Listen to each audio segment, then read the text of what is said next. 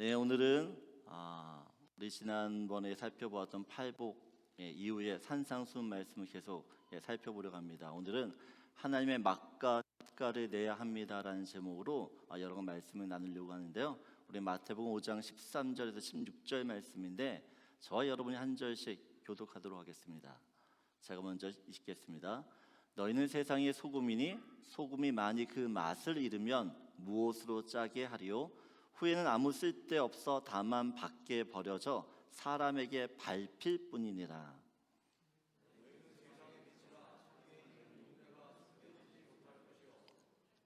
사람이 등불을 켜서 말 아래에 두지 아니하고 등경 위에 두나니 이러므로 집안 모든 사람에게 빛이 느리라.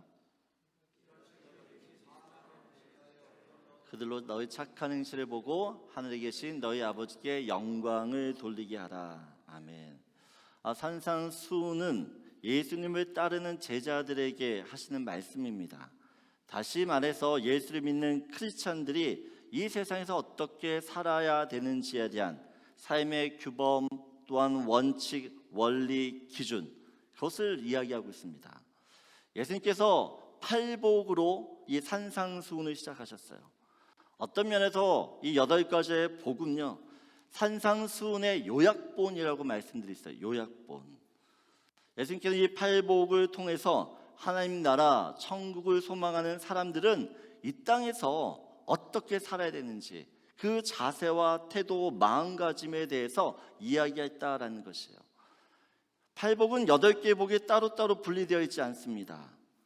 어떻게 보면 쇠사슬처럼 이렇게 연결되어 있어요. 서로. 그리고 서로 이 연결된 이 복들이 서로 연쇄 반응을 일으키게 되어집니다. 쉽게 얘기하면 심령이 가난해지면 복을 받죠. 두 번째 복이 애통한 마음이 있어야 복을 받는다라고 이야기해요.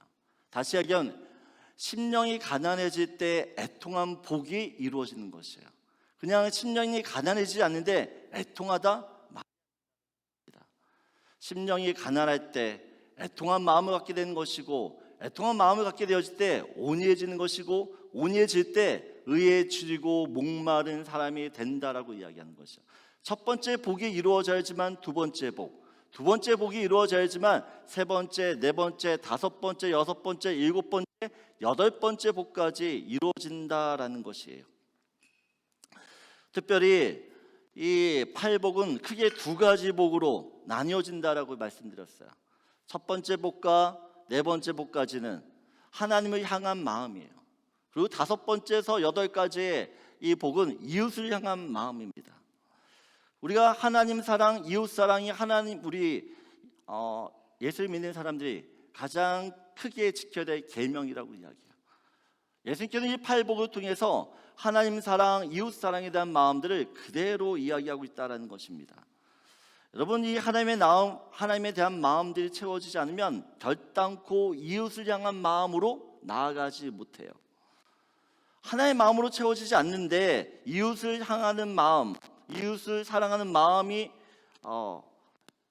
그 마음으로 가게 되어지면요 결국에는 그 모든 것이 나의 자랑으로 끝나게 되어있어요. 나의 자랑으로. 예수님께서 팔복을 말씀하신 후에 팔복의 사람들은 그러면 구체적으로 어떤 사람인지에 대해서 그 정체성에 대해서 이제 말씀을 하고 계세요. 그래서 오늘 말씀 보면 너희는 소금이라 또 너희는 빛이라 라고 이야기합니다. 여러분, 예수님께서 지금 제자들에게 소금이 되어라 이야기하지 않으세요. 빛이 되어라 말씀하지 않으세요. 너희는 이미 소금이라는 것이요 너희는 이미 빛이라 말씀하세요. 그런데 이 소금과 이 빛은 어떻게 보면 좀 된 특징을 갖고 있어요. 여러분, 소금은 형체가 없어져야지만 잃어버려요. 소금이라는 것은 기능을 발휘하기 위해서는 어떻게 보면 없어져야 돼요. 반면에 빛이라는 건 어떻게 해요? 환하게 드러나야 됩니다.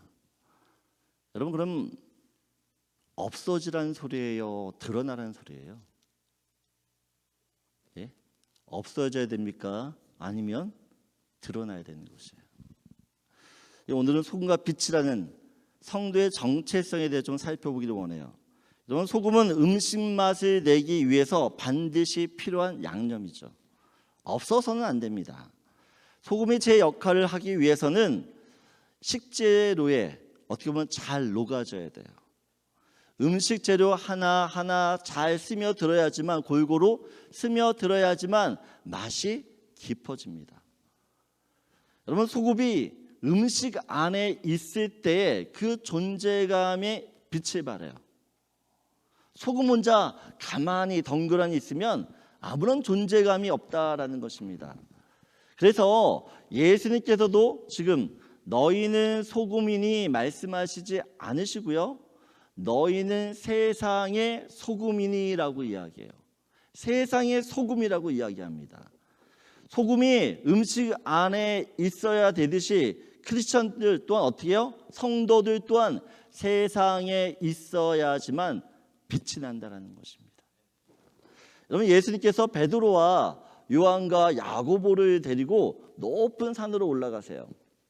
기도하러 올라가신 겁니다.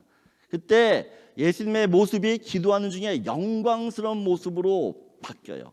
마태복음 17장 2절을 보게 되어지면, 우리 함께 같이 읽겠습니다. 그들 앞에 변형되사 그 얼굴이 해같이 빛나며 옷이 빛과 같이 희어졌더라 라고 이야기해요. 예수님으로부터 엄청난 영광의 빛이 드러났어요. 광채가 났다라고 이야기합니다. 3절을 보게 되어지면 모세와 엘리야가 예수님과 함께 이야기를 하는 것이에요. 제자들은 이 예수님의 모습이 광채로 빛나는 것을 보고 어떻게 보면 무아지경에 빠집니다.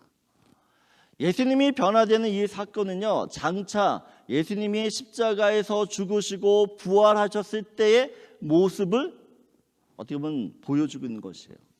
다시 말해, 지금 제자들은요, 주님이 부활했을 때의 그 모습을 미리 보고 있는 것입니다. 부활의 주님은 영광의 주님이에요. 그 영광스러움을 경험하고 체험하게 되어지면 여러분, 다른 데 가기가 싫어집니다. 다른 데. 그래서 베드로가 예수님께 이렇게 이야기해요. 우리 마태복음 17장 4절 같이 읽겠습니다. 베드로가 예수께 여쭈어 이르되 주여, 우리가 여기 있는 것이 좋사오니 만일 주께서 원하시면 내가 여기서 초막 셋을 짓되 하나님은 주님을 위하여, 하나는 모세를 위하여, 하나는 엘리야를 위하여 하리이다. 그럼 베드로가 너무 좋은 거예요. 그래서 어떻게 해요? 초막 짓고 여기서 계속 살고 싶다라고 이야기합니다. 산에 내려가고 싶지 않다. 산 아래로 내려가고 싶지 않다라는 것이에요. 왜요? 산 아래는 너무 골치 아픈 일이 많거든요. 너무 신경 쓸 일이 많아요. 살기가 너무 고달퍼요. 그런데 예수님께서요, 이 제자들을 데리고 산으로 내려가세요. 산 밑으로 내려오세요. 무슨 말입니까? 베드로야, 네가 있어야 할 곳은 이 변화선이 아니라 사람들이 살고 있는 저 세상 밑이란 산 아래라는 것이에요. 여러분, 변화산은 어떻게 보면 교회일 수 있습니다. 믿는 사람들의 모임일 수 있어요. 신학교일 수도 있어요. 신앙의 안전지대입니다. 반면에 산 아래는 어떤 곳이에요? 영적인 싸움과 갈등이 치열하게, 처절하게 일어나는 곳이에요. 전쟁터예요. 정글이에요. 예수님과 제자들이 산에서 내려오자마자 어떤 일을 겪냐? 9명의 제자들이요, 소년 안에 있는 귀신을 쫓아내려고 그렇게 기도를 하는데요, 나가질 않는 거예요. 우리 사람들의 이야기요. 너희들이 왜 그런 일을 못해? 어떻게 된 거야? 아주 난처한 상황에 놓여 있었어요. 그래서 크리스찬들이요, 베드로처럼 자꾸 산 위에만 있으려고 그러는 거예요. 변화산에 있으면 너무 좋은데 산 아래만 내려가면 사람들이 나를 가만두지 않는다는 것이에요. 왜 너는 이것도 못하고 저것도 못하고 왜 이렇게 사냐고 이야기하는 것이에요. 여러분 듣기가 싫어요. 여러분 찬송가 442장을 보면 저는 참 이 찬송을 좋아하는데 3절 가사에 이렇게 이야기해요. 밤 깊도록 동산 안에 주와 함께 있으려 하나 괴로운 세상에 할 일 많아서 날 가라 명하신다. 그럼 나는 주님과 함께 있고 싶어요. 네, 주님께서 어떻게 해요? 자꾸 괴로운 세상으로 가라고 이야기해요. 괴로운 세상으로 자꾸만 나를 떠밀어요.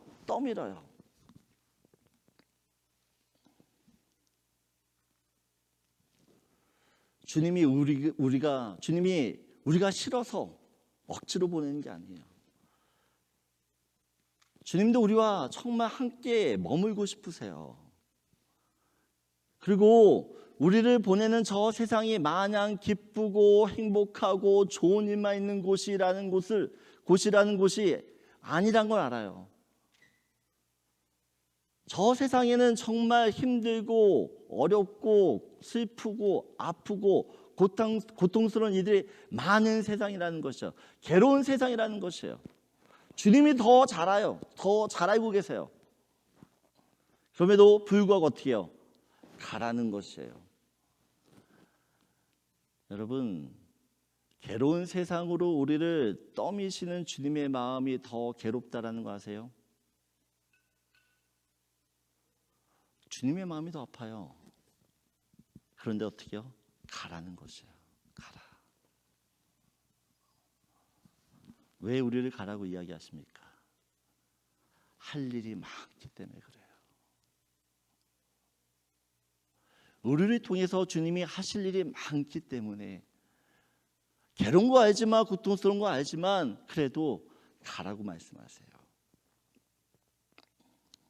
여러분, 소금이 있고 없고에 따라 음식의 맛이 완전히 달라져요. 마찬가지로 이 세상에 크리스찬들이 있느냐 없느냐에 따라도 이 세상도 크게 달라지게 되는 줄 믿습니다.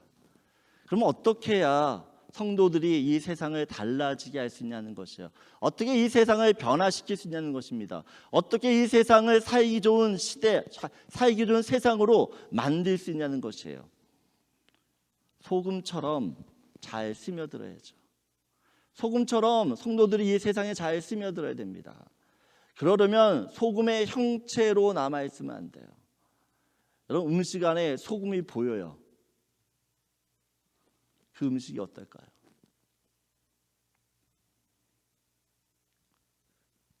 소금이 음식 안에 뭉쳐 있어요. 어떻게 될까요? 그럼 음식 안에 소금이 보이지 않아요. 하지만 맛을 보면 여기에 소금이 들어갔다라는 것을 우리는 다 알게 됩니다. 마찬가지로 성도 또한 이 세상에 녹아져야 됩니다. 스며들어야 돼요. 그럼 어떻게 녹아질 수 있고 어떻게 스며들 수 있냐는 것이에요. 예수님처럼 낮아져야 됩니다. 예수님처럼 사람들을 섬겨야 됩니다.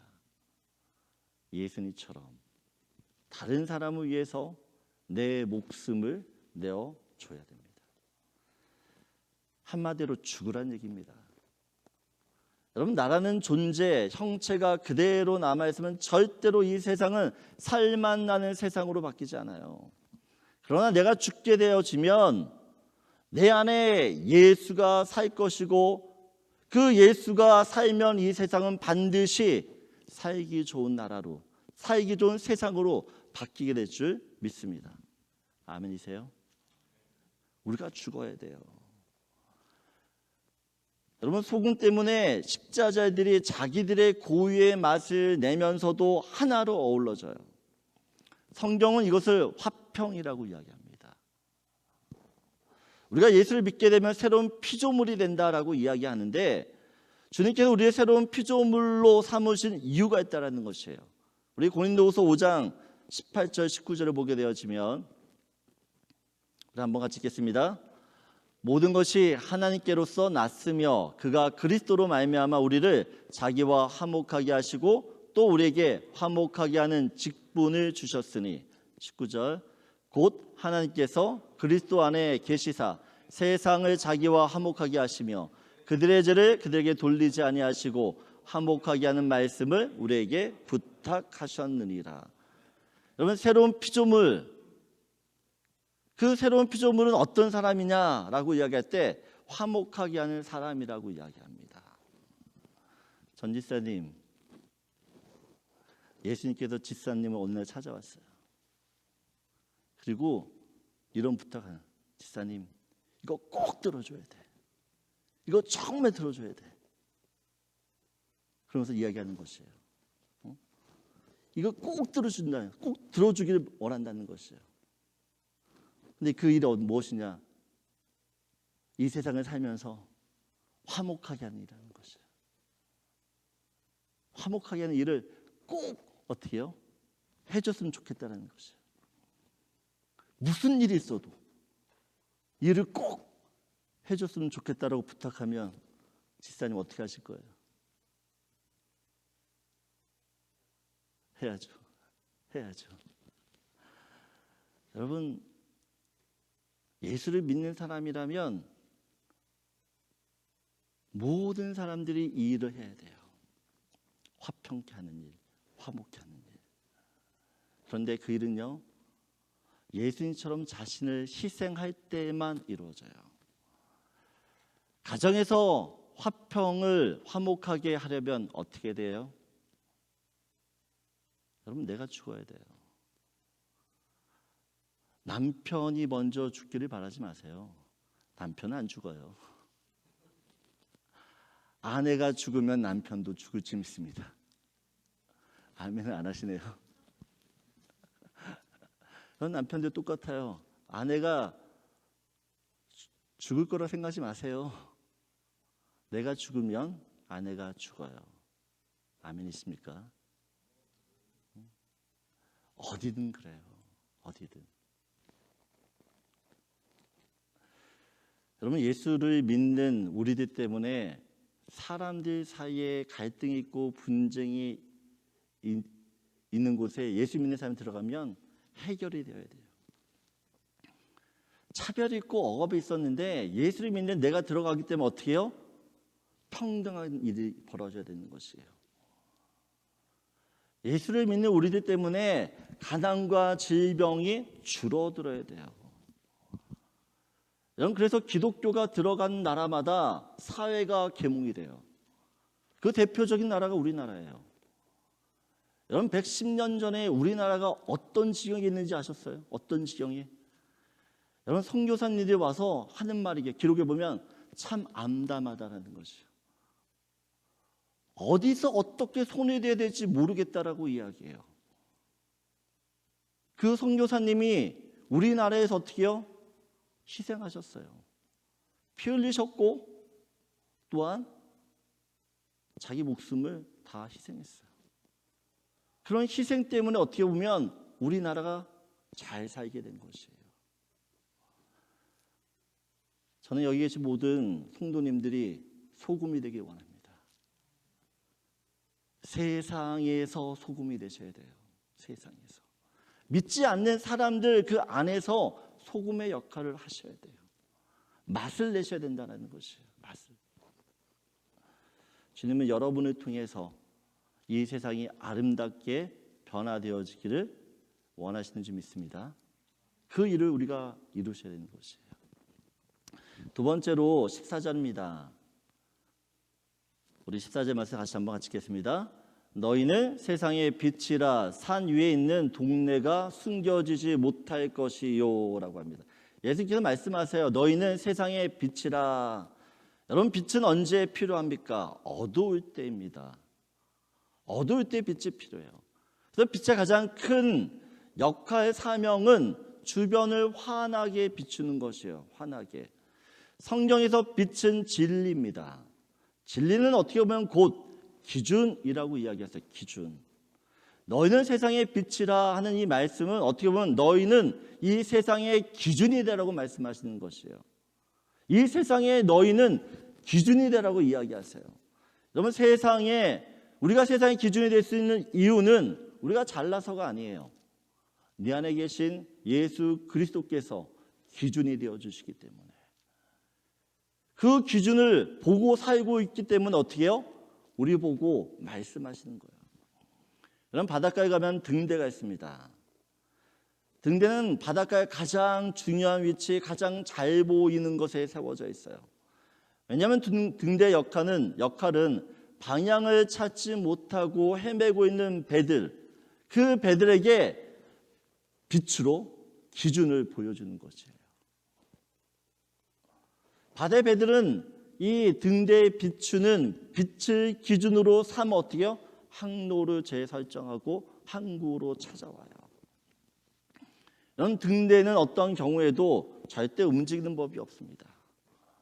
비가 오나 눈이 오나 폭풍이 치나 어떤 상황 속에서도 언제나 그 자리를 지키고 있어요. 기준이 되어야 되기 때문에, 기준이 흔들리면 안 된다는 것입니다. 마찬가지로 성도도 어떻게 보면 이 등대처럼 세상 사람들에게 기준을 제시해 줄 수 있어야 돼요. 우리가 스탠다드가 되어야 된다라는 스탠다드가 되어야 된다는 것이에요. 여러분, 그러기 위해서는 여러분 한결같으셔야 돼요. 한결같아야 돼요. 현대를 일컬어 포스트 모더니즘 시대라고 이야기해요. 이 포스트 모더니즘의 특징은 상대주의입니다. 너도 옳고 나도 옳고 모두가 옳다라는 것이에요. 그래서 절대적인 진리를 부정해요. 절대적인 진리를. 여러분, 마치 사사시대와 같습니다. 사사시대를 보게 되어지면 이야기하면 자기의 소견에 옳은 대로 행했다. 자기가 생각할 때 옳다고 생각되어지는 그 가치관으로 살았다라는 것이에요. 이것이 옳아. 근데 그때 그렇게 옳게 옳은 소견대로 살았을 때 이 사사시대가 어떤 시대입니까? 여러분, 가장 악한 시대가 돼요. 가장 악한 시대, 가장 어둠의 시대가 된다는 것이에요.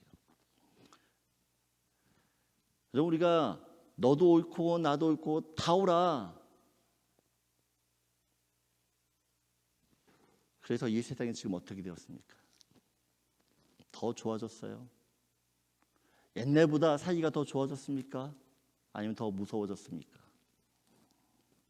사람들의 마음이 더 선해졌습니까? 더 악해졌습니까? 그럼 재질이 점점 나빠져요. 그리고 옛날에는 그래도 20대 이상 범죄를 하게 돼요. 죄를 짓게 돼요. 근데 요즘은 범죄 연령이 점점 내려가요. 점점. 제가 인터넷 뉴스를 봤더니 요즘 청소년들에게 있어서 가장 큰 문제가 인터넷 도박이래요. 도박. 근데 깜짝 놀란 게 어떤 소년은 11억을 탕진했대요. 이게 말이 되는 건지. 이런 그것 때문에 도적질하고 강도질하고, 그것 때문에 성범죄가 더 일어난다라고 이야기해요. 오늘 15절 말씀을 보게 되어지면 빛을 어디에 비추죠? 오늘 15절 다시 한번 읽겠습니다. 사람이 등불을 켜서 말 아래에 두지 아니하고 등경 위에 두나니 이러므로 집안 모든 사람에게 비치느니라. 여러분, 지금 빛이 어디에 비쳐요? 어디에 비칩니까? 집안 모든 사람에게 비친다라고 이야기해요.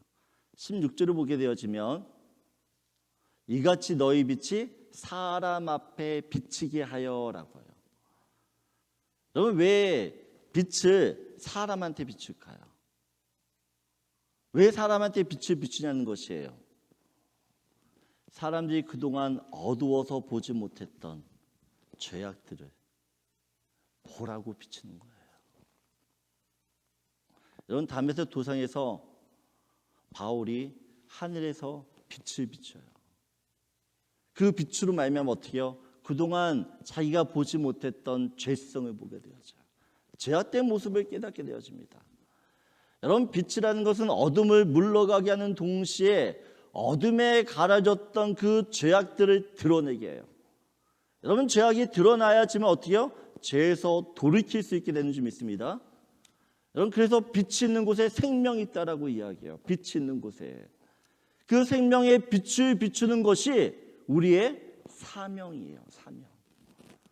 네, 여러분, 우리가 이 세상에서 빛을 비추며 살아야 되는데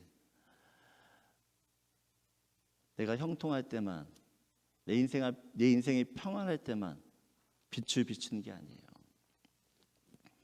내가 고난당하고 신음할 때도, 말도 안 되는 어려움을 겪고 있을 때에도, 사람들로부터 온갖 시기와 질투를 당하고 억울함을 당하는 그때에도, 지금 내 자녀들이 말도 안 되는 일을 당하고 있는 그때에도 빛을 비춰야 된다는 것이에요. 여러분, 성경에 나옴이라는 여인이 있습니다. 베들레헴에 기근, 아주 심한 흉년이 들어요. 먹고 살기가 너무 힘들었어요. 그래서 이 나오미 가정이 옆에 있는 모압이라는 나라로 이민을 떠납니다. 이민을 갔는데 남편이 먼저 죽어요. 결혼했는데, 두 아들을 결혼시켰는데 두 아들이 하나씩 다 죽어요. 그리고 있던 살림 다 탕진했어요. 여러분, 살 소망이 다 끊어졌어요. 여러분, 웬만한 사람이면 이런 일을 겪으면 나는 이런 하나님 믿지 않을래. 나는 이런 하나님 못 믿겠어. 남편 뺏어가고 두 아들 빼앗아가고 내 재산 다 빼앗아가는 그 하나님을 내가 어떻게 믿냐는 것이에요. 그런데 성경의 나오미는요, 하나님을 원망할지언정 하나님을 떠나지 않아요. 하나님을 떠나지 않아요. 그리고 그가 고향으로 떠날 때 두 며느리에게 너희 친정집으로 가라고 이야기하는데, 오르바르는 며느리는 떠나요. 그런데 룻이라고 하는 이 며느리는요, 나오미를 떠나지 않아요. 나오미를 떠나지 않아요. 룻기 1장 15절 17절 보입니다. 한번 읽겠습니다. 어머니께서 죽으시는 곳에서 나도 죽어 거기 묻힐 것이라. 만일 내가 죽는 일 외에 어머니 떠나면 여호와께서 내게 벌을 내리시고. 우리 15절 보여주실래요? 예, 나오미가 또 이르되 보라, 내 동서는 그의 백성과 그의 신들에게 돌아가나니 너도 너의 동서를 따라 돌아가라 하니. 우리 16절 같이 읽겠습니다. 룻이 이르되 내게 어머니를 떠나며 어머니를 따르지 말고 돌아가라 강건하지 마옵소서. 어머니께서 가시는 곳에 나도 가고 어머니께서 머무시는 곳에서 나도 머물겠나이다. 어머니의 백성이 나의 백성이 되고 어머니의 하나님이 나의 하나님이 되시리니. 여러분, 왜 룻이 이 나오미를 그렇게 따라가려고 했을까요? 왜 어머니의 하나님이 나의 하나님이 되어달라고 기도하면서 그렇지 않으면 나한테 벌이 내릴 거라고 이야기하는 거예요? 왜 그러냐는 것이에요, 여러분. 여러분, 나오미가 믿는 하나님은 어떻게 보면 고통을 주는 하나님이에요. 그래서 나오미가 고향으로 돌아갈 때 고향 사람들에게 이렇게 이야기해요. 하나님이 젖는 자가 나를 괴롭게 했다라고 모든 행복을 빼앗아간 하나님처럼 보여요. 근데 룻은 무엇을 보느냐? 그렇게 나오미가 고통 중에, 아픔 중에, 고난 중에 있는데, 정말 나 같으면 이 슬픔을 견딜 수 없는데 그 모든 슬픔을 가지고 하나님 앞에 엎드려 기도하는 거예요. 기도. 하나님께 기도하면서 일어서는 것이에요.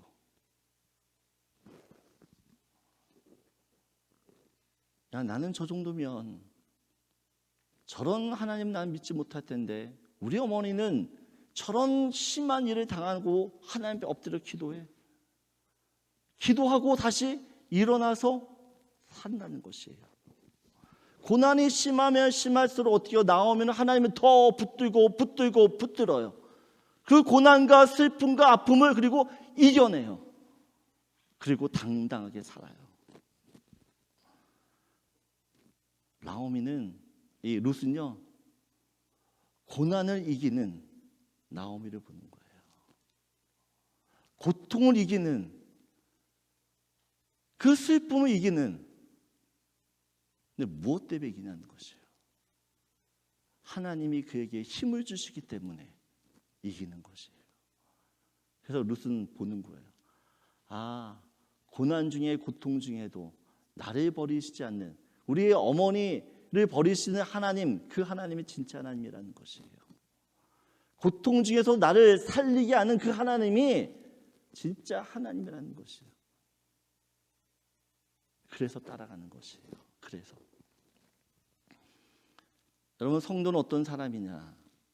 내가 고난 중에도, 내가 고통 중에도, 내가 슬픔 중에도, 내가 아픔 중에도 빛을 비추는 사람이에요. 내 인생에 아무런 문제 없을 때만 빛을 비추는 사람이 아니라 정말 힘들고 정말 괴로운 그때도 여전히 어떻게 해요? 하나님이 나의 소망이십니다. 하나님이 나의 전부이십니다 라고 하고 믿는 믿음이에요. 그럼 메시지 성경에는 이렇게 이야기해요. 보면 내가 너에게 등불을 들고 있게 한다면 설마 너희는 내가 너희를 통 속에 숨겨두리라고 생각하지 않을 것이다. 나는 너희를 단 위에 둘 것이다. 내가 너희를 언덕 위에 등불 놓는 단 위에 두어 어떻게 해요? 빛을 비추게 한다라는 것이에요. 여러분, 하나님께서는 우리를 세상이라는 단 위에 어떻게 해요? 빛을 비추게 하세요. 여러분, 빛은 절대로 숨겨지지 않습니다. 숨길 수가 없어요. 그런데 요즘 크리스찬들을 보게 되어지면 빛인지 어둠인지 구분이 안 가요.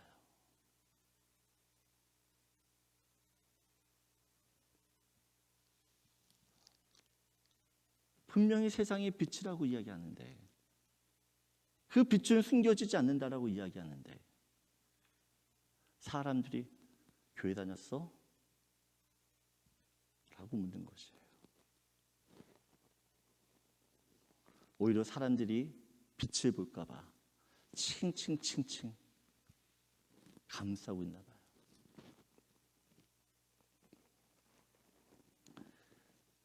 어떤 중국 사람이 선교사님이 찾아와서 세례를 받겠다라고 이야기합니다. 그래서 이 선교사님이 물어봤어요. 복음을 들어본 적이 있습니까? 복음을 들어본 적이 없대요.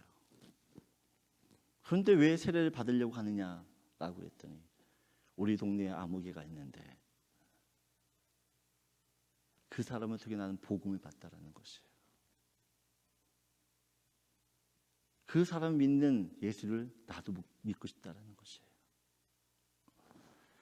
여러분, 식당에 가서 식사기도 하십니까? 식사기도 하세요?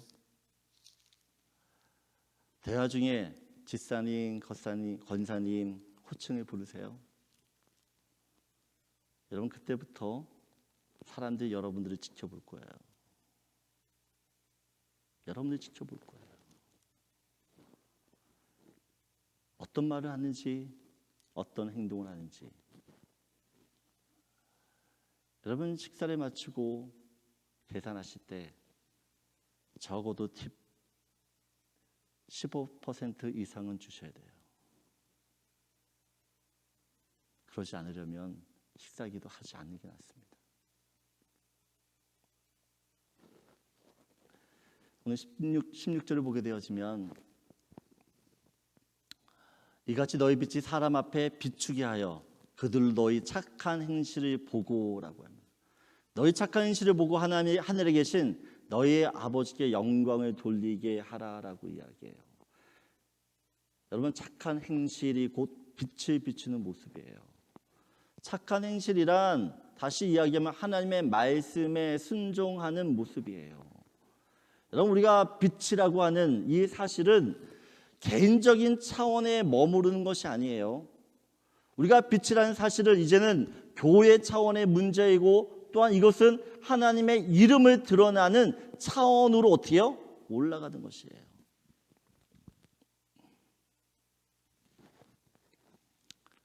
이번 한 주간 여러분은 어느 자리에 있든지 또 어떤 상황에 있든지 빛을 비추셔야 됩니다.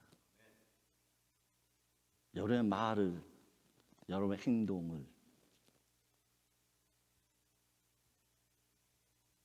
그걸 보고 사람들이 하나님께 영광을 돌리기도 할 것이고 또 하나님을 욕하게 하기도 할 것이에요.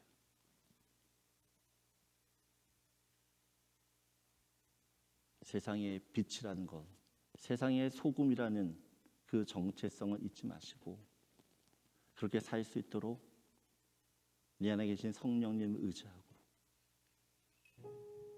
하나님께 영광을 올려드리는 저 여러분들에게 소원합니다.